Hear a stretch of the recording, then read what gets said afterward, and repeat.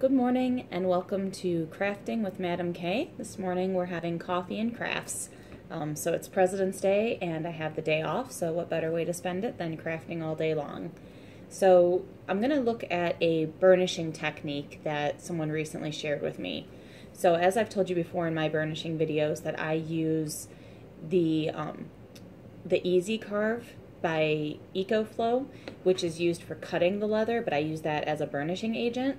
Today I'm going to try using some saddle soap as my burnishing agent. I'm going to use a wooden burnishing tool. I like to use the Dremel tool sometimes, but someone made a good point that the Dremel tool causes it to burn more than it causes it to burnish. Burnish is all about friction and getting the leather to smooth out, but when you're using a Dremel tool, it's almost too much friction and it actually just burns the leather, which sometimes is a decent look, but that's not what I'm going for here. The other thing that I've never done is I'm going to sand the edge of the leather as I burnish it. So I have a 1500 grit sandpaper here, so I wanted to use something that had some grit to it, but not too smooth. So I have my test piece here, and the first thing I'm going to do is I'm going to take the edging tool and just cut the corners off.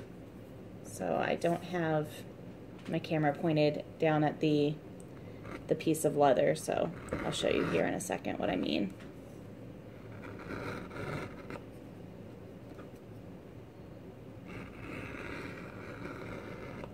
Okay, so I just took it and shaved, there you can kind of see it, shaved down the edge. Okay, so I'm going to try sanding it first, which when you sand it, it makes it like even more fuzzy, so to me that just doesn't seem like it's going to work out well, but let's see. I'm just going to sand it a little bit because we're going to repeat these steps a few times. So I'm going to spray some of the saddle soap on a towel.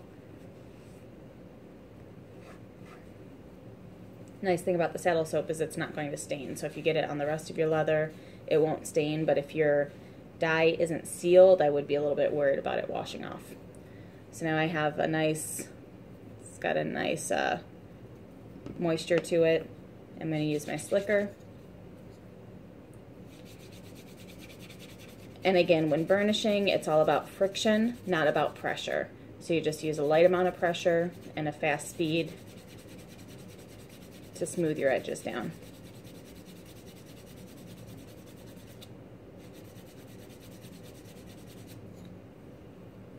So it's starting to smooth down, but the tip to this that the person told me was repeat. You're going to do those 3 steps, sand, spray, burnish, several times. So once you have a good smoothness to it, you're just going to go ahead and sand it again, which again, it doesn't really make a lot of sense because I just smoothed it out. It looked pretty nice already, and now I'm sanding it, and now it's rough again. But we're going to repeat that a few times, and actually, and this is one that I already did, and this is dry already, this is a very, very smooth edge. So I did that about 3 times with this one. So to show you the difference, what I normally do is I use the Eco Flo and the burnishing tool, and I also cut the corners off. And this is one that I did that I felt was done pretty nicely. You can see I got a cool little design there. But the difference, it's a big difference. So this is pretty smooth, but not incredibly smooth, and it doesn't have that darker color to it, which is going to look really nice when it gets dyed. So I like this technique. I think I'm going to use it on a couple more projects, see if I can get any better at it, and see if I can develop any more techniques that are going to make it work a little bit faster or work a little bit better. Oh, the other thing is, as you're doing some burnishing, you can actually, the very final step, you could just use the cloth as your burnishing agent to just sort of polish it out. If you're using a cloth that is like an old t-shirt rag, just the fibers in the cotton are going to create enough of that friction to smooth the edges out.